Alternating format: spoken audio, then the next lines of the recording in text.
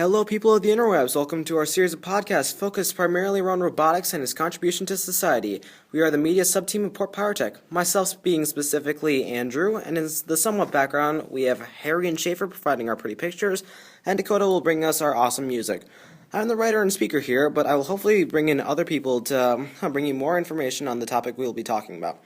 Today, although, I will be briefly going over what the robotics team is all about, all the people that go into the team, and the contribution a person can make on being on the team.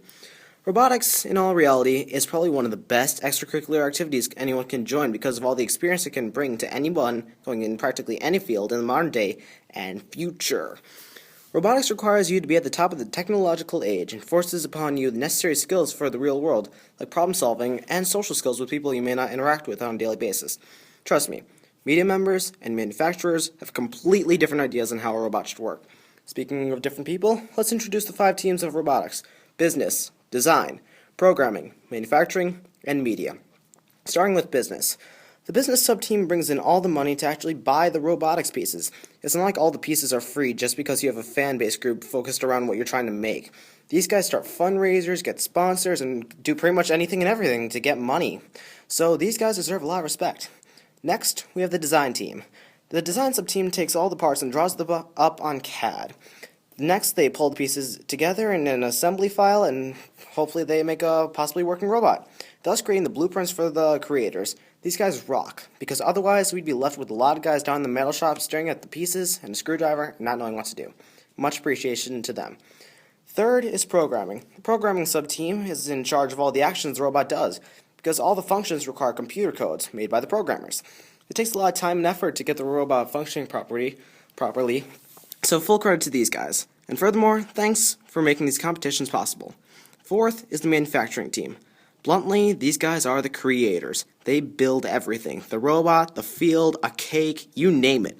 Obviously, these guys get a lot of the credit, which is good because they did make the thing in the competition, but I personally feel that not enough goes to everybody else. But either way, these guys are quite important and influential in the final, so gracias to Maxwell and the creators. Fifth and lastly, the media team, my specialty.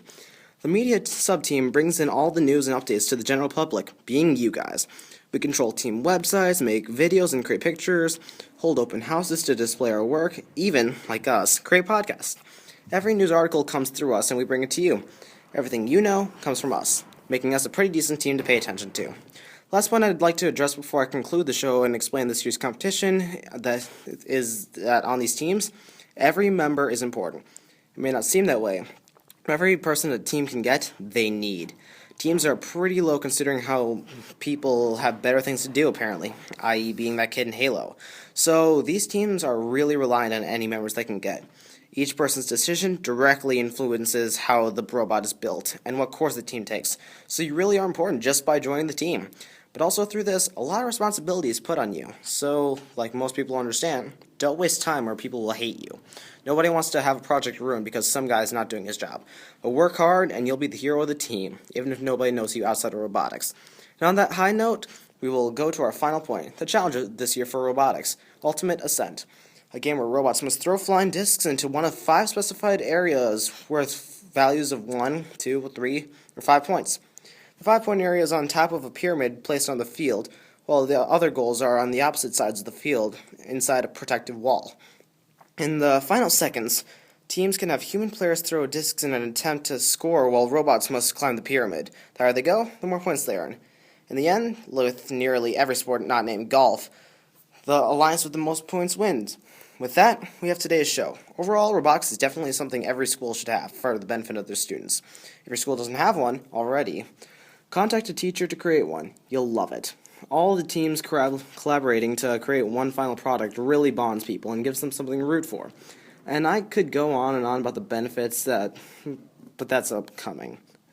So go robotics. Thanks for watching. Leave a comment with a review on how we did and any suggestions to how to improve the show or future topics. And subscribe for more updates and stay tuned. We will be back. Same bat time, same bat channel.